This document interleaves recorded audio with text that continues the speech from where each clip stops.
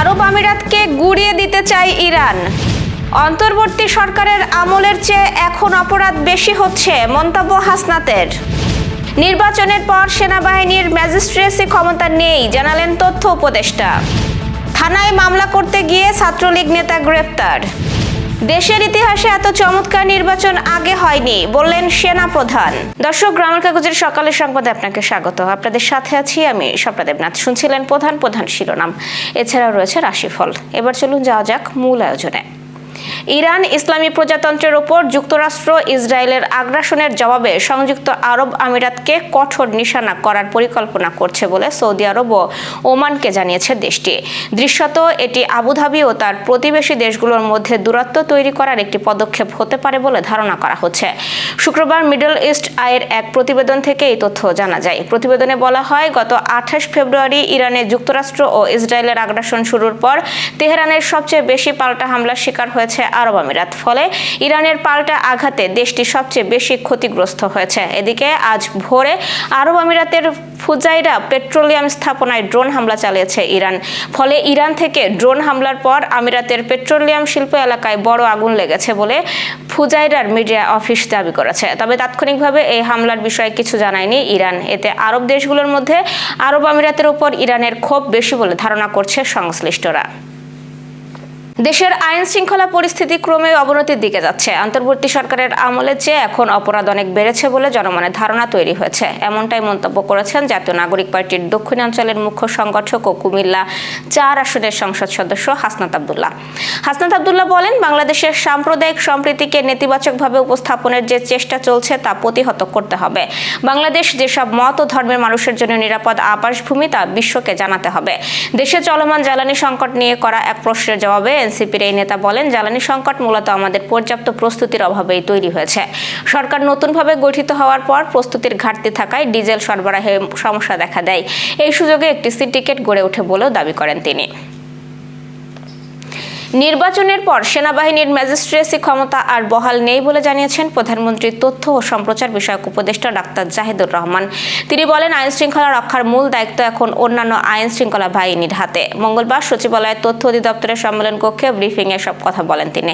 Doctor Zahidur Rahman বলেন, বর্তমান পরিস্থিতিতে সেনাবাহিনীর উপস্থিতি মূলত স্ট্রাইকিং ফোর্স হিসেবে আছে। তারা নিরাপত্তা নিশ্চিতে সহায়ক ভূমিকা পালন করছে। দেশের আইন শৃঙ্খলা পরিস্থিতি একসময় নাজুক ছিল। সেই প্রেক্ষাপটে সেনাবাহিনীর মাঠে উপস্থিতি জনগণের মধ্যে আস্থার প্রতীক এবং অপরাধ দমনে একটি ডিটারেন্ট বা প্রতিরোধমূলক ভূমিকা পালন করেছে। তবে নির্বাচনের আগে ও পরের পরিস্থিতির মধ্যে মৌলিক পার্থক্য রয়েছে।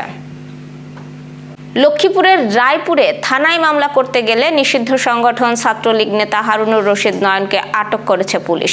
পরে তাকে সন্ত্রাস বিরোধী মামলায় গ্রেপ্তার দেখানো হয়। মঙ্গলবার দুপুরে রায়পুর থানার ওসি শাহিন মিয়া বিষয়টি নিশ্চিত করেন।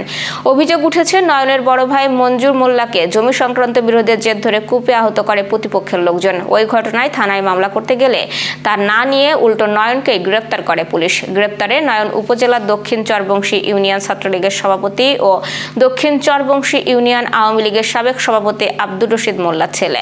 সোমবার রাতে রায়পুর উপজেলা শহর থেকে তাকে আটক করে পুলিশ। সেনাপ্রধান জেনারেল ওয়াকারুজ্জামান বলেছেন, দেশের ইতিহাসে এত চমৎকার নির্বাচন আগে কখনো হয়নি। সামরিক ও অসামরিক বাহিনী একসঙ্গে কাজ করলে যে কোনো কঠিন কাজ সফলভাবে সম্পন্ন করা সম্ভব। এই নির্বাচন তার প্রমাণ। মঙ্গলবার রাজধানীর ওসমানী স্মৃতি মিলনায়তনে জেলা প্রশাসক সম্মেলনে বক্তব্য দিতে গিয়ে সেনাপ্রধান এসব কথা বলেন। সম্মেলনের আগে নৌবাহিনী ও বিমান বাহিনী প্রধান এবং প্রধানমন্ত্রীর প্রতিরক্ষা উপদেষ্টাও বক্তব্য দেন। সেনাপ্রধান বলেন, আমি আপনাদের ধন্যবাদ ও অভিনন্দন জানাচ্ছি। আপনারা জাতিকে একটি চমৎকার নির্বাচন উপহার দিয়েছেন। আমরা পাশে ছিলাম, কিন্তু নির্বাচন আয়োজনের দায়িত্ব পুরোপুরি আপনাদের উপর ছিল। দর্শক, এবার চলুন জেনে নিই কেমন যাবে আপনার আজকের দিন, অর্থাৎ 6 মে রাশিফল। মেষ রাশির কাজের ক্ষেত্রে অগ্রগতি হবে এবং নতুন দায়িত্ব পেতে পারেন। সহকর্মীদের সহযোগিতা পাবেন, তবে রাগ নিয়ন্ত্রণে রাখা জরুরি। অর্থনৈতিক দিক মোটামুটি স্থিতিশীল থাকবে। বৃষ রাশির অর্থনৈতিক দিক ভালো যাবে এবং পূর্বের কোনো বিনিয়োগ থেকে লাভের সম্ভাবনা রয়েছে। পরিবারের সঙ্গে সময় কাটালে মানসিক শান্তি পাবেন। সম্পর্কের ক্ষেত্রে ইতিবাচক পরিবর্তন আসতে পারে। মিথুন রাশির কিছুটা দুশ্চিন্তা থাকতে পারে, বিশেষ করে কাজ বা পড়াশোনা নিয়ে। গুরুত্বপূর্ণ সিদ্ধান্ত নেওয়ার আগে ভালোভাবে চিন্তা করুন এবং বন্ধুর পরামর্শ উপকারে আসতে পারে। কর্কট রাশির আজ শুভ দিন। কর্মক্ষেত্রে প্রশংসা পেতে পারেন এবং নতুন সুযোগ তৈরি হতে পারে। আত্মবিশ্বাস বাড়বে, যা আপনাকে এগিয়ে যেতে সাহায্য করবে। সিংহ রাশির অপ্রত্যাশিত খরচ হতে পারে, তাই ব্যয় নিয়ন্ত্রণে রাখা জরুরি। তবে আয়ের নতুন উৎস নিয়ে ভাবনা আসতে পারে। ব্যক্তিগত জীবনে কিছুটা চাপ অনুভব করতে পারেন। কন্যা রাশির স্বাস্থ্য ভালো থাকবে এবং মানসিক সতেজ অনুভব করবেন। নতুন কাজে হাত দিলে সফল হওয়ার সম্ভাবনা রয়েছে। দিনটি পরিকল্পনা অনুযায়ী কাটানোর চেষ্টা করুন।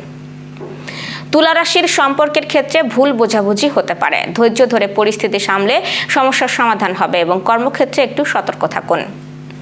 বৃশ্চিক রাশির কর্মক্ষেত্রে চাপ বাড়তে পারে, তবে আপনার পরিশ্রমের ফল মিলবে।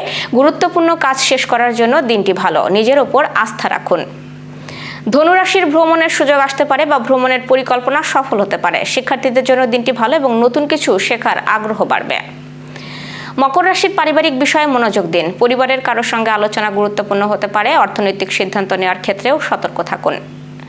কুম্ভ রাশির বন্ধুদের সঙ্গে ভালো সময় কাটবে এবং সামাজিক যোগাযোগ বাড়বে। নতুন পরিকল্পনা বাস্তবায়নের সুযোগ পাবেন এবং সৃজনশীল কাজের প্রতি আগ্রহ বাড়বে। মীন রাশির আত্মবিশ্বাস বাড়বে এবং কাজের প্রতি মনোযোগ বৃদ্ধি পাবে, তবে আবেগপ্রবণ সিদ্ধান্ত এড়িয়ে চলুন। ধৈর্য ধরে এগোলে সাফল্য আসবে। দর্শক, এই ছিল এখনকার আয়োজন। সব খবর সবার আগে জানতে ও দেখতে চোখ রাখুন গ্রামের কাগজের ইউটিউব চ্যানেল ও ফেসবুক পেজে। বিদ্যুৎ ও জ্বালানি তেল ব্যবহারে সাশ্রয়ী হন। আপনার কোনো প্রশ্ন বা তথ্য থাকলে জানাতে পারেন কমেন্টে। এতক্ষণ সাথে থাকার জন্য ধন্যবাদ। পরবর্তী খবর দেখুন বেলা 1টায়।